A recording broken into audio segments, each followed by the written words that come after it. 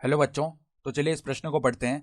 यदि दो परस्पर लंब रेखाओं की दिक् कोज्याएं L1, M1, N1 और L2, M2, N2 हों तो दिखाइए कि इन दोनों पर लंब रेखा की दिक् कोज्याएं M1, N2 minus M2, N1, N1, L2 minus N2, L1, L1, M2 minus L2, M1 है।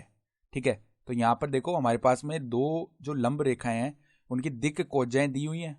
तो हमें दर्शाना है कि इन दोनों पर जो लंब रेखा आएगी उसकी दिक् कोज्याएं M1, N2 minus M2, N1, N1, L2 minus N2, L1 और L1, M2 minus L2, M1 आएगी।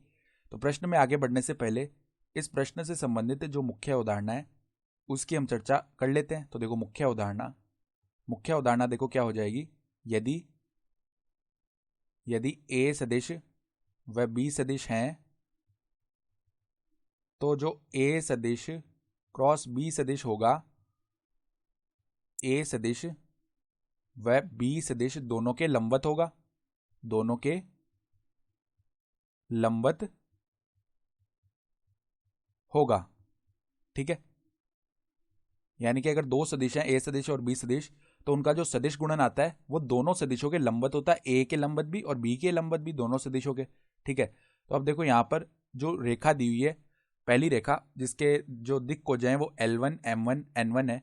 तो अगर ये दिक् कोज्याएं हैं तो ये क्या दर्शा रही है, इसकी दिशाएं तो दर्शा रही है। ठीक है, तो अगर इसकी दिशा दर्शा रही है तो अगर हम कोई सदिश माने इस रेखा की तरफ, तो हम अगर L1 सदिश बोलें जो कि रेखा L1 की तरफ है तो इसे हम L1 आई कैप प्लस में M1 जे कैप प्लस में N1 के कैप ये बोल सकते हैं, जहाँ पे L1, M1 और N1 जो है इस रेखा L के जो दिक् कोज्याएं वो है। ठीक है, इसी प्रकार जो दूसरी रेखा है उसकी दिक् कोज्याएं L2, M2 और N2 है।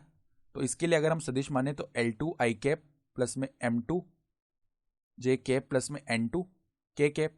अब इन दोनों की जो लंब रेखा आएगी उसकी दिक् कोज्याएं बतानी है।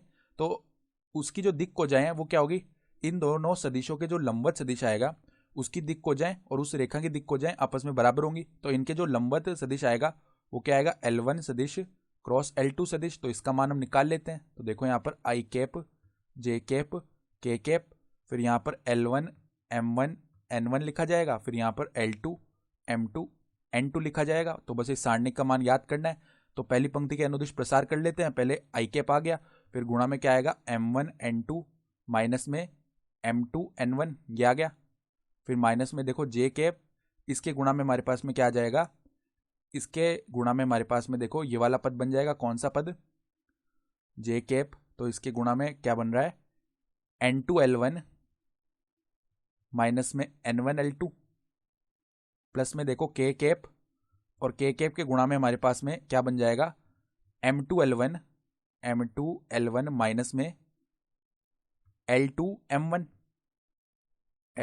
M1। तो ये आया सदिश। तो अगर देखो हम इस माइनस को अंदर गुणा करें अर्थात इसको सदिश के रूप में बनाएं तो M1, N2 minus M2, N1, इसका तो आ गया आई कैप।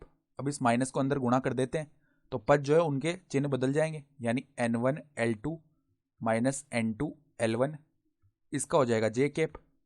और प्लस में देखो यहाँ पर L1, M2 ये लिखा हुआ है, माइनस में M1, L2, इसका क्या है के कैप है। तो ये सदिश आ गया।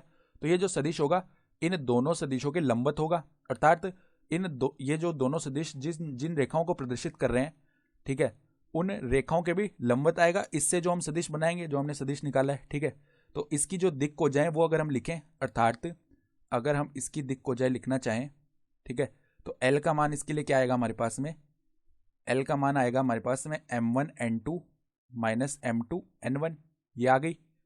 और M का मान अगर हम लिखें तो किसके बराबर आएगा, M का मान देखो हमारे पास में बन जाएगा, जिस प्रकार हम M का मान लिख रहे हैं तो वो किसके बराबर आएगा, N1, L2 minus N2, L1। ठीक है, और अगर हम N का मान लिख रहे हैं तो वो आ जाएगा L1, M2 minus M1, L2 ये आ गई इसकी दिक् कोज्याएं। और हमें देखो सवाल में भी तो यही सिद्ध करना था कि इनके जो लंब रेखा आएगी उसकी दिक् कोज्याएं M1, N2 minus M2, N1, N1, L2 minus N2, L1 और L1, M2 minus L2, M1 आएगी। तो यहाँ पर देखो हमने M1, L2 लिखा है तो इसको हम ऐसे भी तो लिख सकते हैं L2, M1। तो यहाँ पर हमने सिद्ध कर दिया यही आ रही है दिक् कोज्याएं। तो हम क्या लिख सकते हैं, इति सिद्धम अर्थात दी गई अवधारणा के आधार पर हमने सिद्ध करके दिखा दिया। तो आशा करता हूँ कि आपको ये प्रश्न समझ में आया होगा। धन्यवाद।